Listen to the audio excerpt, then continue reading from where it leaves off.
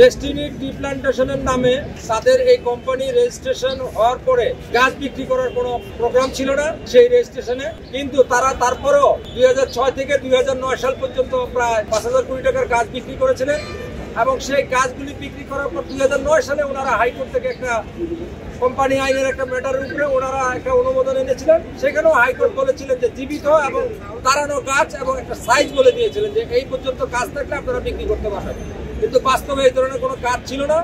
সেই সমস্ত গাছ বিক্রি করে প্যাকেজের মাধ্যমে জনগণের কাছ থেকে ওনারা প্রায় 5,000 কোটি টাকার মতো সংগ্রহ করেছে। কিন্তু সেই মামলা তদন্ত শেষে দুর্নীতি দমন কমিশন এদের বিরুদ্ধে 2,200 কোটি টাকার উপরে মানি লন্ডারিং এর একটা অপরাধে মামলা দায়ের করে এবং মামলা তদন্ত শেষে অভিযোগপত্র দাখিল করে। সেই অভিযোগপত্রের ভিত্তিতে তাদের 19 জনের বিরুদ্ধে অভিযোগ গঠন হয় এবং বিজ্ঞ আদালতে সমস্ত সাক্ষীদের সাক্ষ্য পর্যালোচনা এবং আসামি পক্ষের বক্তব্য শ্রবণের পরে এবং উভয় পক্ষের যুক্তিতর্ক শ্রবণের পরে বিজ্ঞ আদালতের নিকট সন্দেহের ঊর্ধ্বে থেকে এই মামলা প্রমাণিত হয়। তাদেরকে সবাইকে 12 বছর করে সশ্রম কারাদণ্ড এবং 4,515 কোটি 57,54,445 কোটি টাকা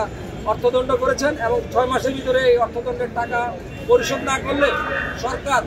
ফৌজদারি কার্যবিধির 386 ধারার বিধান মতে এই টাকাটা আদায় করে নেওয়ার জন্য আইনগত ব্যবস্থা গ্রহণ করতে পারবে এবং যে সমস্ত আসামিদের যে সমস্ত বা ডেস্টিনি টি প্ল্যান্টেশনের যে সমস্ত সম্পত্তি ইতিপূর্বে ক্রয় করা হয়েছিল এবং অবরুদ্ধ করা হয়েছিল তাতে যে পরিমাণ অর্থ আছে এবং সেই সমস্ত প্রকৃত সম্পত্তি সব রাষ্ট্রের পক্ষে বাজেয়াপ্ত করা হয়েছে এবং কোনো আসামি যদি এই যে সাজা 12 বছর করে যে সশ্রম কারাদণ্ড দিয়েছে, যদি কোনো আসামি এই সময়কাল পর্যন্ত উনি যদি জেল হাজতে থেকে থাকেন তার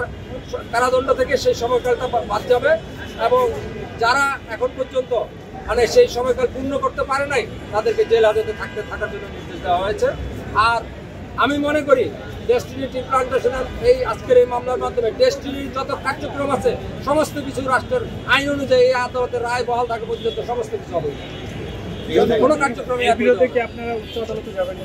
আমরা কেন যাবো? আমরা রায় আমাদের পক্ষে আসছে, আমরা যাবেন না। যদি কেউ সংক্ষুব্ধ হয়ে থাকে আমি আমার কমিশনকে জানাবো, আমার রায়ের কপি যাবে, কমিশন সিদ্ধান্ত নিবে যে কোনো বিষয়ে কোনো কিছু হলে কমিশন সিদ্ধান্ত নেওয়ার এখতিয়ার কমিশন, আমি কমিশনকে অবহিত করতে পারবো। ধন্যবাদ।